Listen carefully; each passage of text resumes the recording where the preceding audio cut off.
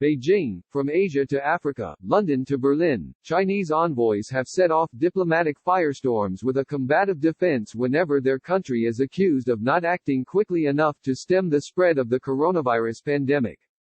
They belong to a new generation of wolf warrior diplomats, named after patriotic blockbuster films starring a muscle-bound Chinese commando killing American bad guys in Africa and Southeast Asia with his bare hands.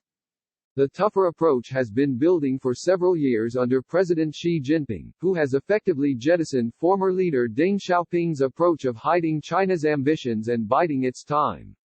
His government has urged its diplomats to pursue major country diplomacy with Chinese characteristics, a call for China to reassert its historic status as a global power. The days when China can be put in a submissive position are long gone, said an editorial in the Global Times, a state-run newspaper known for its outspoken views. The Chinese people, it said, are no longer satisfied with a flaccid diplomatic tone. Ambassador Gui Congyu has belittled journalists in Sweden, comparing them to a lightweight boxer seeking to go toe-to-toe with a heavyweight China.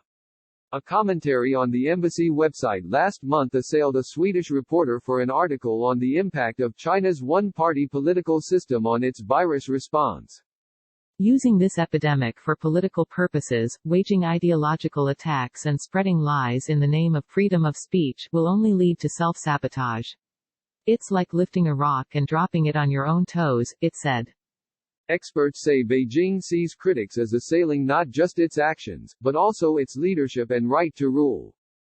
If anyone tries to attack China on this issue, China will resolutely fight back, said Shi Yinhong, professor of international studies at Renmin University. Chinese leaders may think if China doesn't fight back, it will hurt China even more. Chinese diplomats are increasingly taking to Twitter and Facebook, platforms that are blocked in their own country.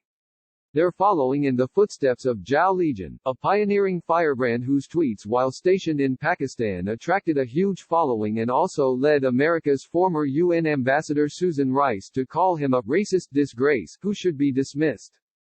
Instead, China promoted him to foreign ministry spokesman. She has clearly indicated a preference for wolf warrior diplomats, said Carl Minzner, an expert on Chinese politics at Fordham Law School in New York City. These new-style diplomats are reading the tea leaves, and are using bombastic language overseas as a tool to garner attention from nationalistic audiences at home, both among the party elite and among society at large, regardless of the impact on China's image abroad, Minzner said. Overseas, the newly strident tone has been less appreciated. The French foreign minister summoned the Chinese ambassador after an embassy statement, in apparent response to Western criticism, accused French nursing home workers of deserting and letting their residents die from starvation and disease.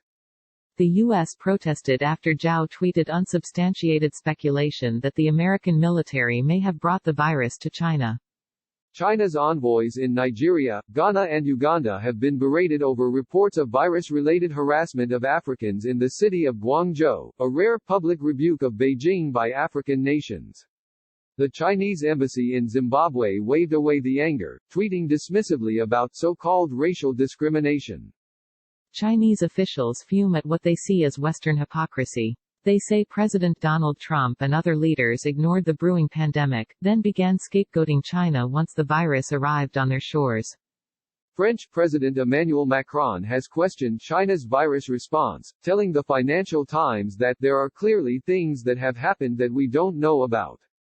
Britain's top diplomat said it couldn't go back to business as usual with China. China's embassy in Berlin posted an open letter to Bild that accused the mass circulation tabloid of bad taste for blaming the pandemic on China and calculating how much it owes Germany in damages for failing to contain it. The embassy in Spain tweeted, "Freedom of expression has limits," in response to a far-right politician who posted a video about Spanish antibodies fighting the damned Chinese viruses. Under Xi, Beijing has launched coordinated efforts to shape China's image abroad. Lifting a page from Russia's playbook, it has mobilized thousands of bots to tweet the Communist Party line, according to Twitter. China has pumped funds into state media outlets broadcasting in Swahili, Arabic, Spanish, and dozens of other languages. In the past, China's diplomacy was far away from the people, said Chu Yin, a professor at China's University of International Relations. Now, Chinese diplomats feel it's safe for them to show they are tough. Being tough won't be wrong, at least. In Thailand, the embassy on Facebook called critics disrespectful and accused them of betraying history in a social media battle over the origin of the virus and the status of Hong Kong and Taiwan.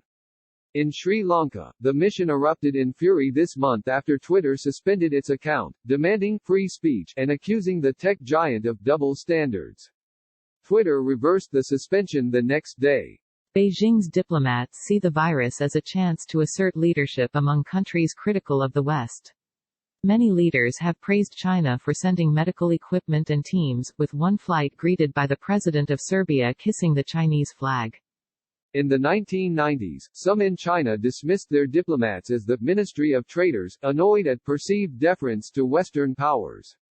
No more. We've approached the center of the world stage like never before, but we still don't have full grasp of the microphone in our hands, said Hua Chunying, the Foreign Ministry's chief spokeswoman. We must assert our right to speak. Associated Press writers David Keaton in Stockholm, Sweden, Frank Jordans in Berlin, Angela Charlton in Paris and Aritz Para in Madrid contributed to this report.